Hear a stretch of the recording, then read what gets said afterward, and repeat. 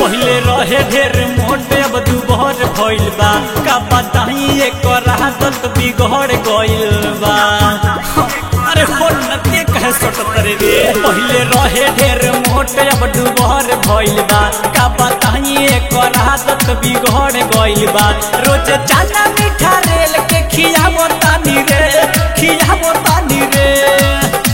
अरे हट हट ई कौना का बोका हरे देख लो रे मत करो हमार बोका हो तो हर बोका तो हाथवा का हिलाओ तेरा हाथवा भइल बाटे ठंडा गरमावतानी रे करे ने बकरी चढ़ावतानी रे। भइल बाटे ठंडा गरमावतानी रे करे ने बकरी चढ़ावतानी रे।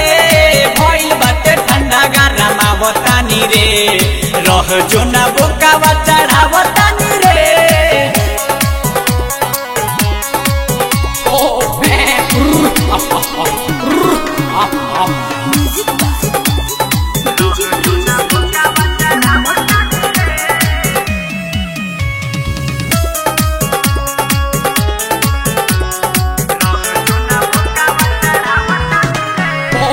पहले तो होते रहे ढेरे कमाई अब लागल बाट घाटा रे।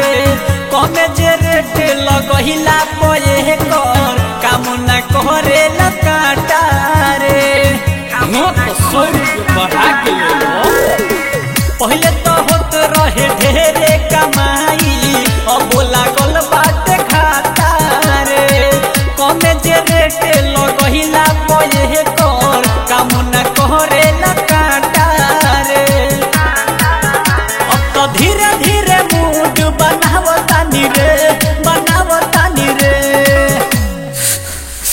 दादा हो पहले इतना हाथा कट्ठा रहे और पूरा दुबरा के लकड़ी हो गइल बा। भइल बाटे ठंडा गरमावतानी रे करे ने बकरी चढ़ावतानी रे। भइल बाटे ठंडा गरमावतानी रे करे ने बकरी चढ़ावतानी रे। भइल बाटे ठंडा गरमावतानी रे रह जो ना बोकावा चढ़ावतानी रे।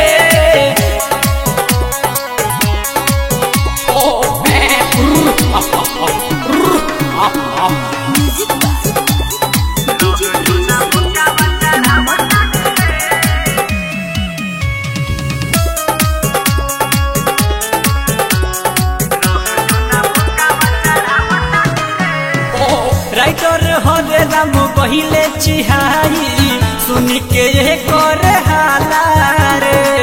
कहिले जब चुप हो जाई तो इहो देखाई अपन काला रे। अरे ये चिल्ला के तनु जा डीजे प्रिंस विकास कहिले चिहाई सुनी के कर हाला रे। कहिले जब चुप हो जाई तो इहो देखाई अपन काला रे। अइले एसपी संदीप भरमावतानी रे। अरे चुप है बाबू लालू जी से कहो एकनियो के सीमे तैयार करे तन जे तोहर परेशानी दूरे हो जाए। भइल बाटे ठंडा गरमावतानी रे करे ने बकरी चढ़ावतानी रे। भइल बाटे ठंडा गरमावतानी रे करे ने बकरी चढ़ावतानी रे।